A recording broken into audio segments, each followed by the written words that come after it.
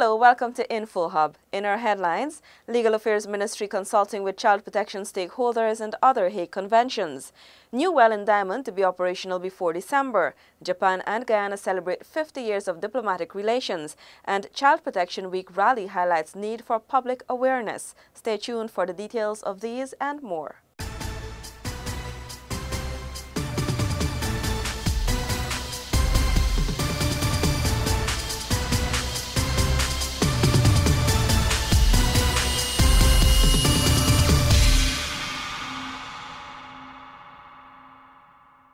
And now for the details. The Ministry of Legal Affairs is consulting with agencies and civil society stakeholders as it considers ratifying child protection and other Hague conventions. Tiffany Rojas tells us more. The consultations are to inform the way forward as the government seeks to enhance child protection and legal commerce. Today's meeting will be instrumental in paving the way forward, especially as it relates to our discussions on which conventions Guyana should prioritize. The issue of membership and, of course, on how we begin to address those issues that relate to the protection of children. These issues become even more critical in cases of emergencies. The Hague Convention seeks to improve the everyday life of individuals, families, and businesses by providing the legal framework to address challenges in a connected world. Guyana is examining the ratification of the Child Protection, Adoption, Choice of Course and Apostille Conventions, among others.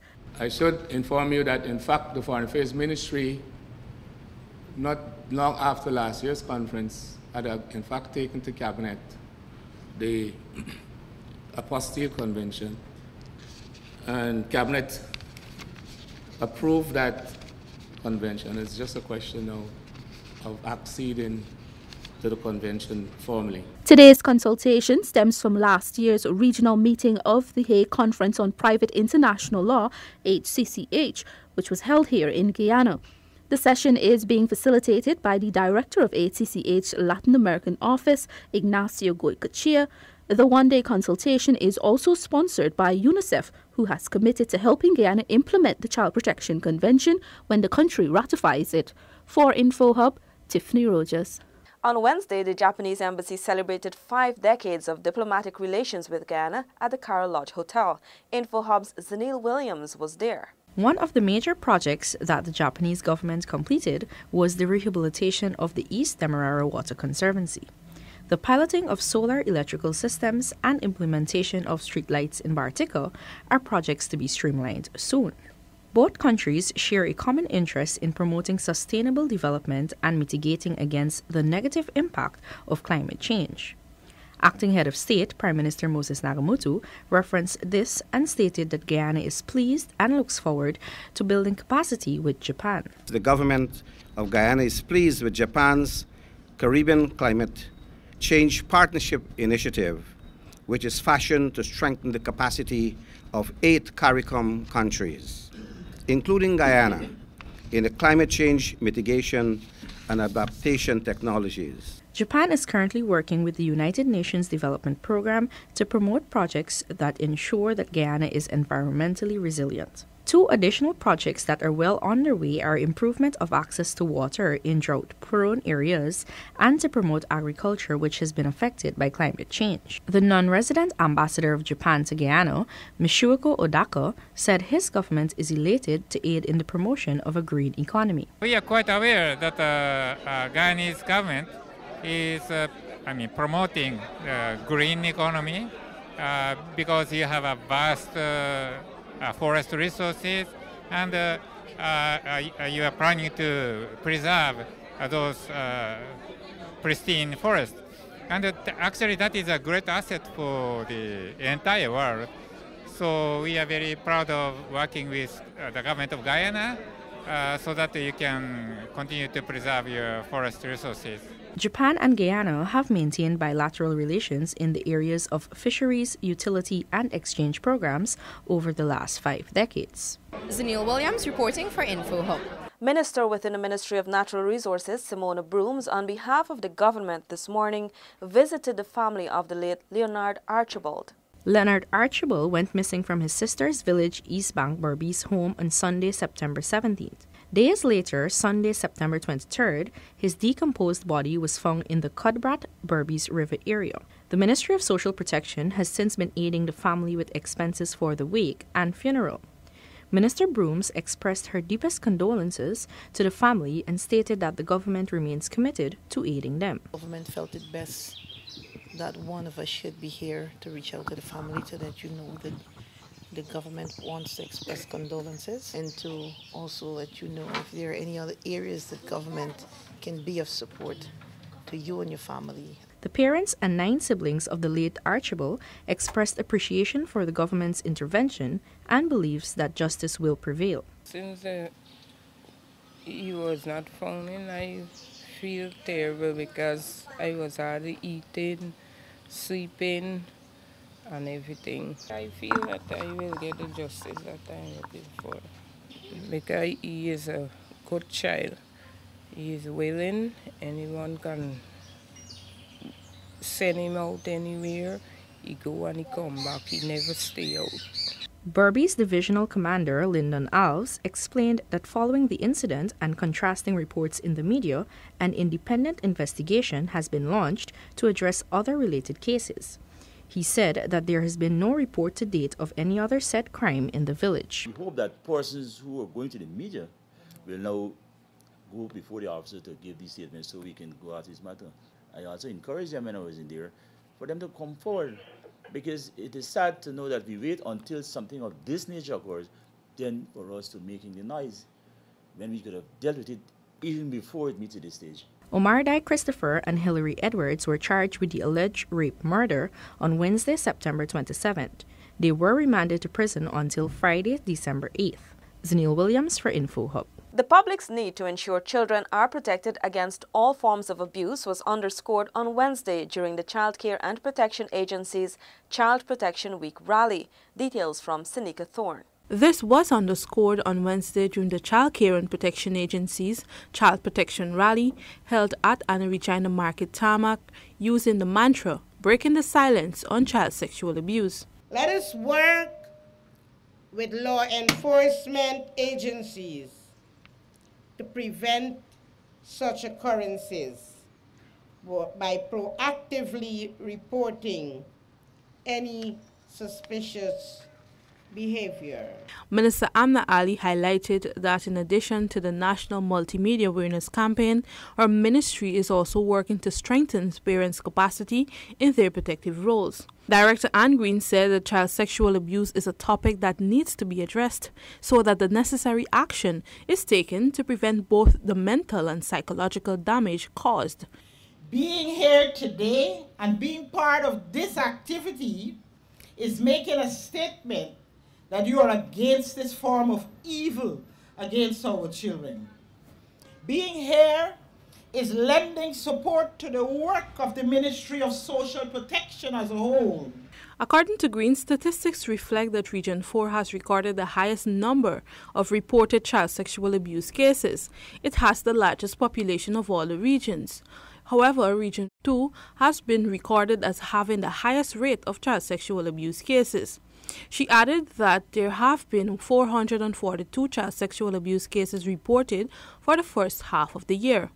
This figure has since increased to 516 reported cases. Seneca Thorne for InfoHub. The Education Ministry hosted its first Special Schools exhibition at the Umaniana as part of its Education Month calendar of activities. The exhibition showcased items created by the students through their vocational skills program. National Special Needs Officer Sabi Hopkinson explained the main focus of the event. What we're doing here today, we are giving schools, special schools, a chance to show what they do in their pre-vocational programs. In the special schools, we have students with disabilities, and they too are engaged in curriculum work. So they're showcasing here their talents and their skills. We are sensitizing the public, as well as saying that students and persons with disabilities can be marketable as well. Hopkinson said the activity not only showcases the students' talent, but also sends a message to all that they have skills to be employable. We're saying to the private sector and to the public sector that they are employable, that they too can work, that they too have a contribution to make towards this country. And if they're denied that opportunity, then what we're actually doing is robbing Guyana of its valuable resources. Special school students from Regions 4, 6 and 10 displayed their craft, woodwork and other items. InfoHub spoke with Althea Thomas of Open Door Center, who expressed delight in being part of the event. It is awesome. It's have a lot of people. I see a lot of different creativities and stuff. It's really good. Due to the overwhelming response, there are plans to host next year's event at a larger facility. Crystal Stoll for InfoHub. Diamond East Bank Demerara residents can expect to benefit from a new well by the end of November. Guyana Water Incorporated Managing Director Dr. Richard Van West Charles and an engineering team conducted a site visit to test the well's water quality. After being briefed by Dutch Form, the Reuter Groundwater Technique representatives, he said that he was satisfied with the works done so far. We were able to get to this stage in 10 weeks, which is good for us at this point in time in Guyana.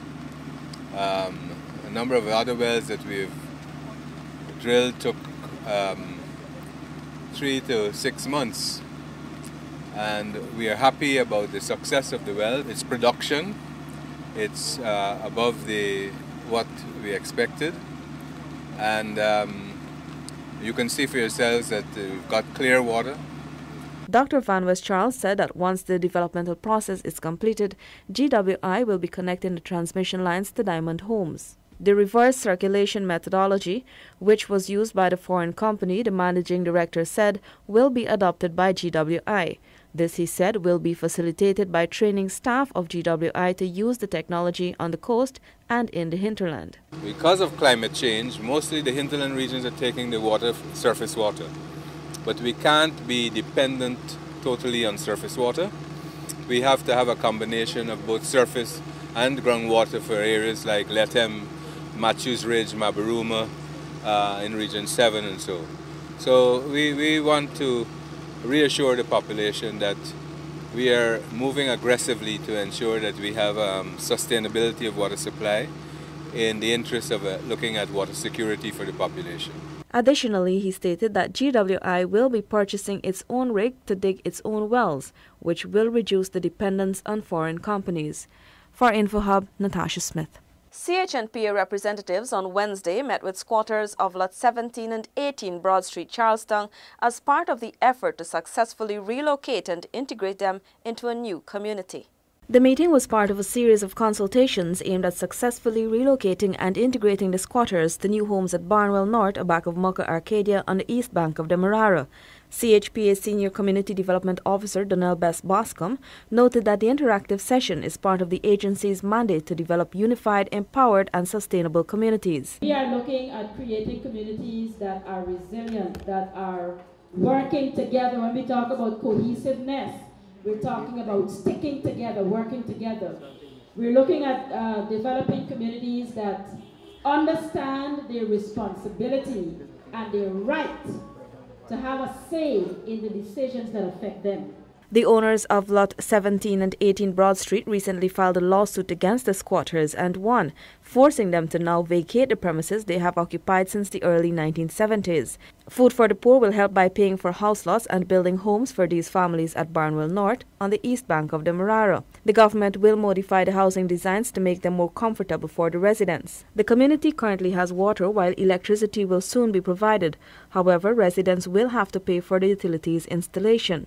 Residents were also given the opportunity to raise concerns and have issues addressed by the visiting team. On behalf of myself and the people in Broad Street, I would like to empower the mom who don't have a job, like cosmetologists, arts and crafts, you know, skilled parent, like you don't get proper stuff for them to do. Okay. So when they're at home, they could do stuff. Barnwell North's community leader Vanessa O'Donoghue spoke to the prospective residents and enlightened them about life in Barnwell. The CHPA will also partner with other government agencies and ministries to make the relocation process as smooth as possible.